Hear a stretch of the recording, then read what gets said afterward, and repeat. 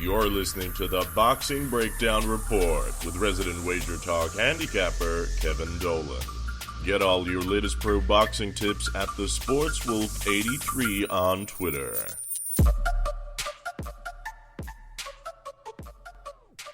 What's happening, boxing bettors? Welcome into this, another episode of the Boxing Breakdown Report with me, your host Kevin Dolan, where each and every week we'll give our thoughts on that weekend's most high-profile fights, and more importantly, the best value bets you've made in each one. So let's get into this week. Biggest fight of the weekend is going to be Terence Crawford against Kavaliauskas, Mean Machine Kavaliauskas.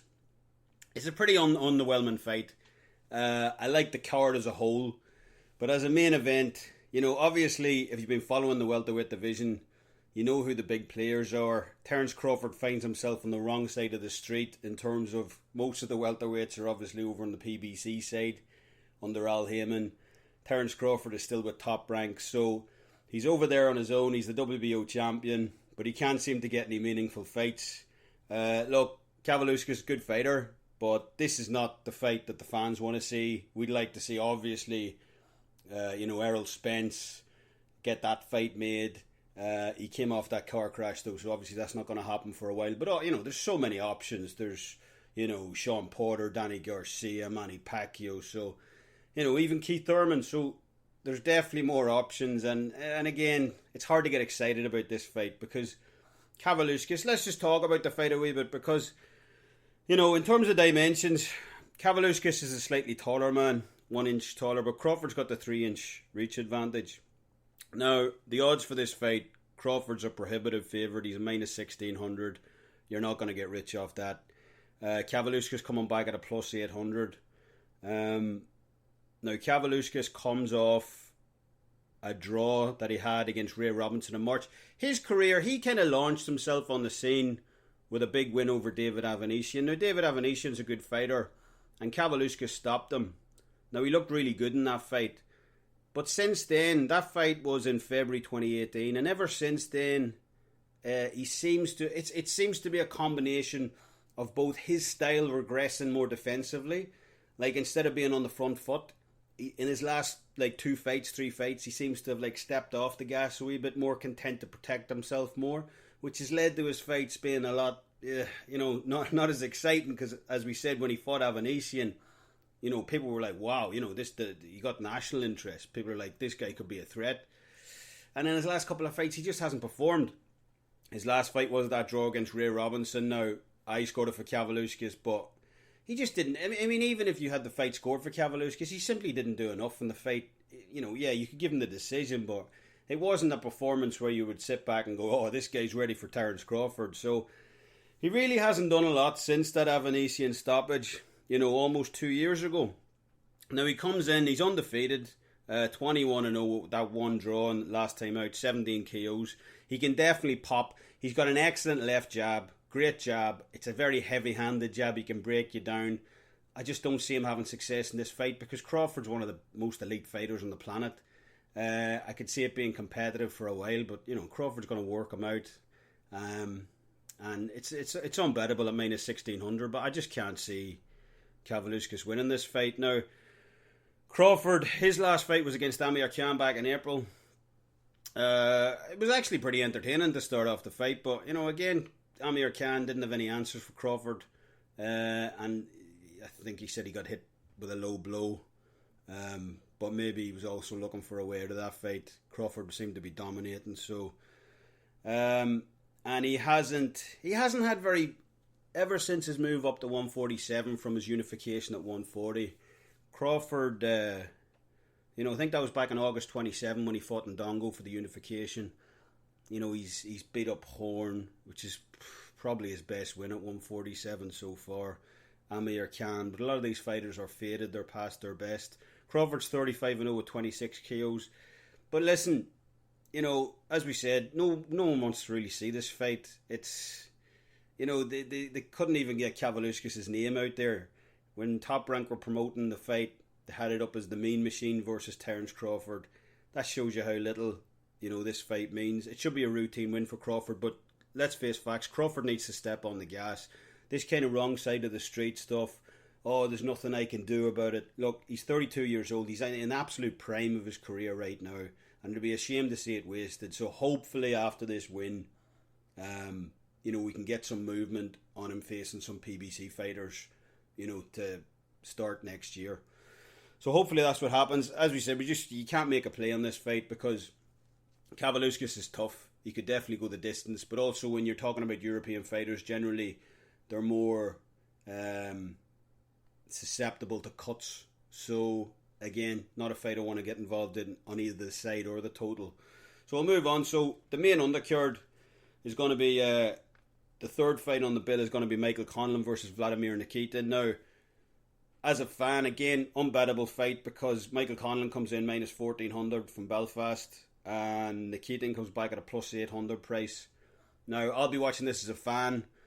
Obviously, where I'm from, not too far from Belfast, so I'm a big Michael Conlan fan. I'm hoping he can get his revenge. The storyline behind this fight is obviously both of these fighters signed up to Top Rank. Conlan seems to be the much bigger star, obviously. Bob Arum's the one pushing him. These fighters were meant to fight in August in Belfast, but Nikitin pulled out with an injury. Probably just as well he did, because it would have been a very bad atmosphere for him to go into. But, they're going to do the rematch now. And it's the rematch from the Olympic Games where Conlan, flipped the bird to the referees and the judges in terms of like getting robbed. He beat Nikitin quite easily, but obviously amateur boxers are so corrupt that the verdict in Russia went to the Russian fighter. So, Michael Conlan's been aggravated for the last couple of years about that. So he's mad to get his revenge in this one. The only thing I would say is obviously, if you're Nikitin on his side of the play, you would feel, look, everyone's been talking about, you got lucky, it should have been Conlan's decision, it's a farce, blah, blah, blah, blah, blah. So, I mean, if he's got any kind of impetuousness for this fight, he's got to get up for this fight, because surely, everyone's talking about how Conlan got jobbed in that particular fight. So he's been on the receiving end of a lot of criticism over the last 3 or 4 years. So he should be well up for this fight. So I'm looking forward to it from a style perspective. Conlan is the taller man. He's 1.5 inch reach height advantage. And he's also got the 1 inch reach advantage in this. So again, I see Conlan's the more seasoned, even though they're both relatively new in the pro game. He's 12-0 with 7 KOs.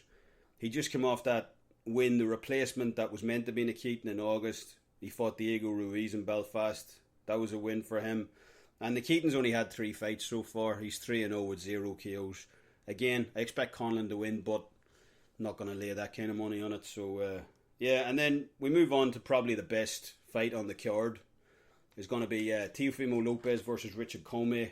Now, this is a great fight, and we were very close to making a play. I just can't pull the trigger because the odds are they're right where they are supposed to be. So let's just talk about it quickly. This is going to be for the IBF lightweight title. Now, Teofimo Lopez is probably one of the best talents in terms of potential in the boxing game today. You look at him and Devin Haney, for example, and you're like, these two guys look to be on course for being potentially like the Manny Pacquiao, Floyd Mayweather, in the next 5 or 6 years. They're both, very talented. So, Lopez comes into this. He was on the fast track. Everything seemed to be going great. But in his last fight, he got slated a lot because he ran into a guy, Masayoshi Nakatani. Now, he had a really tough fight in that, I gave the decision to Lopez. Very good fight. I thought Lopez overall caught him with the cleaner shots, but Nakatani, so much pressure. Very tall fighter as well. So I think Lopez struggled with his range in that one. Now, in terms of odds for this fight, Lopez comes in as the minus 225 favourite. That's what kind of kept us off, because I'd like to bet Lopez here. I think he has enough to beat Commey, but I don't want to lay minus 225.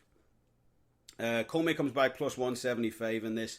Commey's one tough dude, man. He's from Ghana. He's 29-2, 26 KOs, which shows you he can punch. And it's not just the fact that he can punch, it's the pressure he puts on you. He keeps steamrolling forward. He wants to finish you. He was in an absolute war a couple of years ago against Robert Easter Jr. They were just back and forth at it. Immediately after that, he fought a guy called Denis Shavikov. Now, Denis Shavikov, I really like Shavikov. Shavikov's one of those fighters, look, if I was a promoter, I would never put my fighter in with Denis Shavikov because he will only make you look bad. Shavikov, so underrated. I feel that if he was just a bit taller, I think his height is his biggest, limitation in the boxing game. Because he's a great inside fighter, he's so tough. So for Richard Commey to have a war with Robert Easter Jr. and then go straight into a fight with Denis Shavikov, which he lost, back-to-back losses, shows the type of dude he is, Since the Shavikov loss, so he's had 5 straight wins, and the last win coming against Raymond Beltran, and that was a bit of a war. He started off very fast in that fight, but Beltran came back, started tagging him. Comey's defense, probably not one of his biggest strengths, but look, he's going to come forward in this fight. You know what you're going to get with Commey. Now, Comey's 32 years old, Lopez is 22 years old, so it shows you where these two fighters are at coming into this fight. I think Lopez, the only thing putting me off Lopez, I think in terms of style, I think this will be actually an easier style from than Nikitin. Comey's going to come forward, he's going to look to engage. I think that's going to suit Lopez. Lopez's defense is pretty tight. He's doing that Mayweather shoulder roll quite a lot now, but he's actually pretty good at it. He's probably one of the best copycats of that style that, I've seen so far. And he's got a very good offense of his own. He was getting caught by Nikitin coming forward in that fight, but, he's a power puncher. So I definitely see him catching Commey in this fight. The one thing that puts me off back in Teofimo Lopez in a lot of these spots is just simply what goes on behind the scenes. His father is one of the most outspoken guys in boxing. Top Rank have consistently said to Teofimo, look, you got to get rid of your father. He's creating a scene, get a different trainer. Because his father's, he's in the media, he's coming out, oh, my son's going to smash up Vasily Lomachenko, my son's going to do this, my son's the next superstar. Teofimo recently, I think, got married. His father's like, I don't approve of your wife. And it's just, it seems to be constant headaches behind the scenes, especially just revolving around the father, who also happens to be the trainer. Now, Teofimo, as far as I know, brought in an additional trainer. So I hope that alleviates some of the thing. Look, we might well look back on this line in 2 or 3 years and go, I can't believe Teofimo Lopez was only minus 225 against Richard Commey. Because we know, Commey is who he is. We know what we're going to get from him. We're going to get 110%. He's going to come forward and he's going to give it his all. The upside in Lopez is extremely high. The only thing is, if he's not 100%, Commey's going to bring that out. And he's going to give him a severe test here. As we said, minus 225, just that little bit too high. I don't want to get involved in that. That's probably where I'd price the fight myself. I think it's, definitely spot on. So, those are the 3 fights this weekend.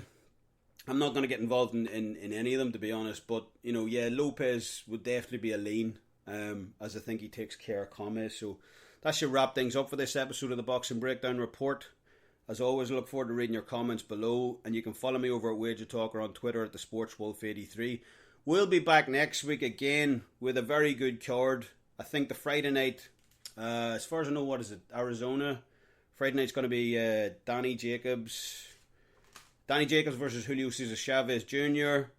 On the Friday. And then the Saturday is going to be the rematch between Charlo and Tony Harrison. So we'll be back with a breakdown for that. And hopefully a selection after we review the odds. So, yeah, good talking. And Slán all you till next time.